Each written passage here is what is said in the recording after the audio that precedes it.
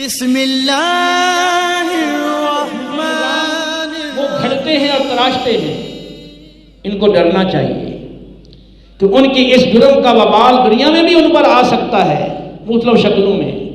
اور آخرت میں بھی اس کا انجام انہیں بھگتنا ہوگا، اور ایسے پورے معاشرے کے اندر بے راہ روی اور معاشرے کے اندر طرح طرح کی خرابیاں اور جھگڑے اور فتنے اور فساد جنم لیتے ہیں۔ تو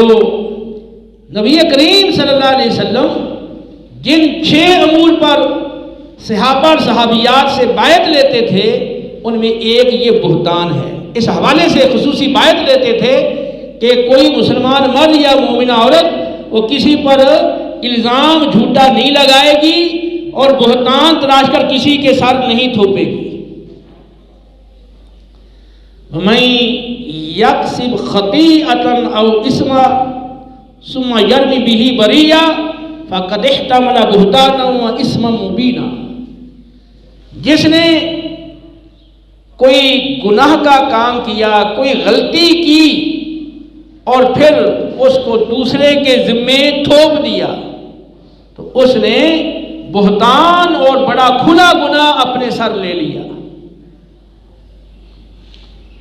تو اسم مبینہ قرآن نے اس کو کہا، کھلا گناہ، یہ بہتان کھلا گناہ ہے۔ تو اس حوالے سے جو مجھے سن رہے ہیں وہ اپنے دل میں اپنے رب سے عہد کریں کہ آئندہ اس عظیم گناہ سے اپنے آپ کو بچائیں گے۔ غیبت وہ اس کے مقابلے میں چھوٹا گناہ ہے، تو اس کی سزا بڑی سخت ہے۔ ابو داؤد مسند احمد کی روایت کے مطابق نبی کریم صلی اللہ علیہ وسلم نے معراج کی رات کچھ افراد کو دیکھا جن کے ناخن تانبے کے تھے، اور وہ اپنے تانبے کے ناخنوں سے اپنے چہرے کو، اپنے سینے کو نوچ رہے تھے۔ جبریل علیہ السلام نے عرض کیا یہ وہ لوگ ہیں جو اپنے مسلمان بھائیوں کی غیبت کرتے تھے، ان کی آبرو ریزی کرتے تھے۔ اسی طرح ایک اور روایت ہے صحیح سند کے ساتھ، نبی کریم صلی اللہ تعالی علیہ وسلم صحابہ کے ساتھ تشریف فرما تھے تو یکا یک انتہائی بدبودار مردار کی بدبو آئی، تو آپ صلی اللہ علیہ وسلم نے فرمایا کہ اتدرون ما هذه الريح، یہ بدبو کیسی ہے، اس کے بارے میں تمہیں علم ہے، تم جانتے ہو؟ پھر ارشاد فرمایا هذه ريح الذين يغتابون المؤمنين، یہ ان لوگوں کی بدبو ہے جو مومنین کی غیبت کرتے ہیں۔ تو یہ تو غیبت کی قباحت ہے اور غیبت کا عذاب ہے، جبکہ بہتان اس سے بڑا گناہ ہے، اس کا عذاب اس سے بھی زیادہ سخت ہے۔ نبی کریم رؤوف الرحیم صلی اللہ تعالی علیہ وسلم نے ارشاد فرمایا، بخاری مسلم کی روایت ہے، جس نے اپنے مملوک پر یعنی اپنے غلام پر تہمت لگائی، جھوٹی تہمت لگائی، بہتان لگایا، جلد یوم القیامہ، بروز قیامت اس کو کوڑے مارے جائیں گے، مگر یہ کہ وہ ایسا ہی ہو جیسا اس نے کہا۔ یعنی اگر جھوٹا الزام لگایا ہے، بہتان لگایا ہے، تو آخرت میں اس کو کوڑے مارے جائیں گے۔ تو اب کسی نے اگر کسی پہ بہتان لگایا ہے تو وہ دنیا میں اگر وہ سزا سے بچ بھی گیا ہے تو آخرت میں کوڑوں کی سزا بھگتنا ہوگی۔ دنیا میں تو یہی ہے نا، اگر کسی نے زنا کی جھوٹی تہمت لگائی کسی پاک دامنہ عورت پر تو اس کے بارے میں قرآن کہتا ہے کہ جو پاک دامنہ عورتوں پر بدکاری کی تہمت لگائیں اور پھر 4 گواہ نہ لا سکیں تو انہیں 80 کوڑے مارو اور آئندہ ان کی شہادت کو کبھی بھی قبول نہ کرو، یہی لوگ فاسق ہیں۔ ہاں مگر وہ لوگ جو اس سے تائب ہو جائیں اور اپنی اصلاح کر لیں، بے شک اللہ تعالیٰ بخشنے والا مہربان ہے۔ تو دنیا میں 80 کوڑے سزا بدکاری کی تہمت کی، اور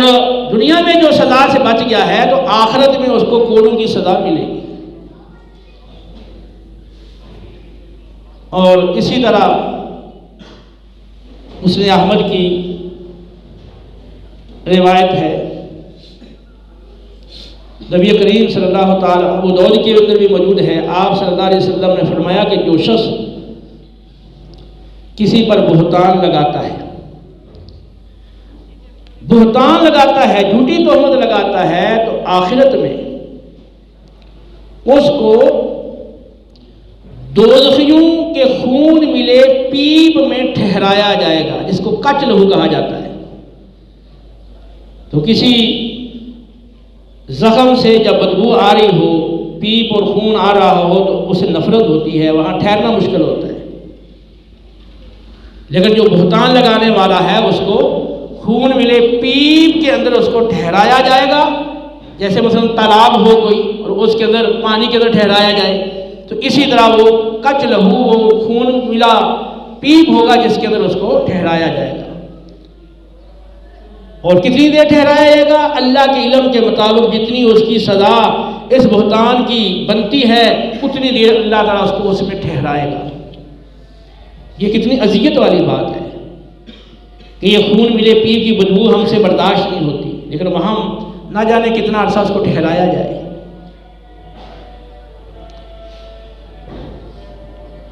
تو اس حوالے سے غور کرنا چاہیے۔ آپ جس مجلس میں موجود ہیں، اگر اس مجلس کے اندر کسی مسلمان کی غیبت ہو رہی ہے، اس کی عزت کو اچھالا جا رہا ہے، آپ صاحب قدرت ہیں، تو آپ پر لازم ہے کہ آپ اپنے بھائی کا دفاع کریں۔ چنانچہ شعب الایمان میں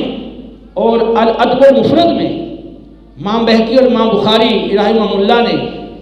اس روایت کو نقل کیا، یہ سند حسن کے ساتھ یہ روایت مذکور ہے کہ جو شخص کسی مجلس میں اپنے بھائی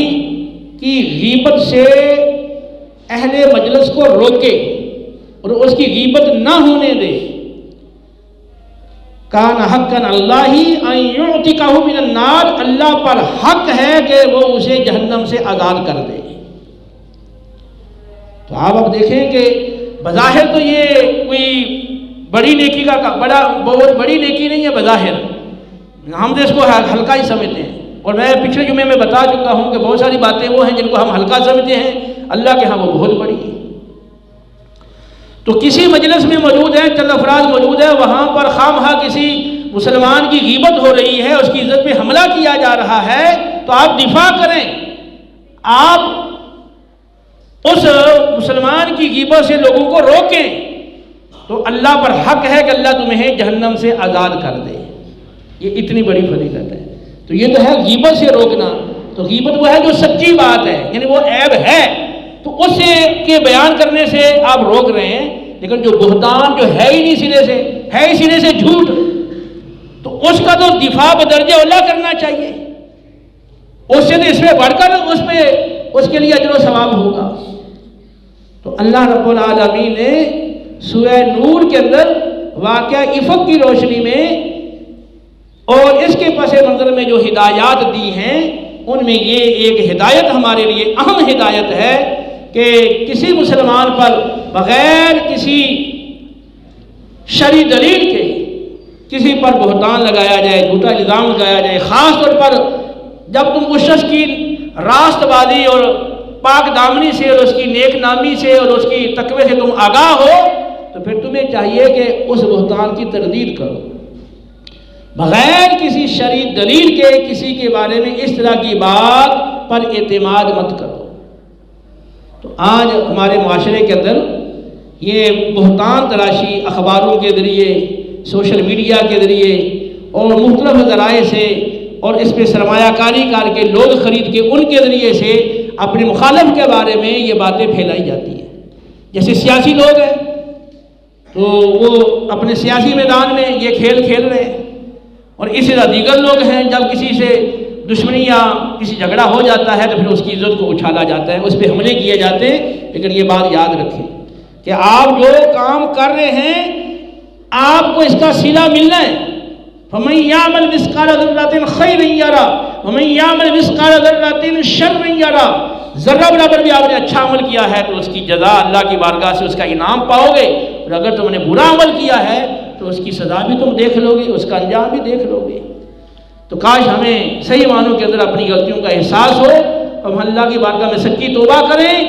اور اس طرح کی باتیں ہمارے گھر میں ہوں، ہمارے خاندان میں ہوں، ہمارے پڑوس میں ہوں، یا ہمارے معاشرے میں ہوں، یا جہاں ہم رہتے ہیں وہاں پر اس طرح کی کوئی بات آئے تو ہم ان باتوں کو بالکل ان کی روک تھام کریں، ان کا سد باب کریں،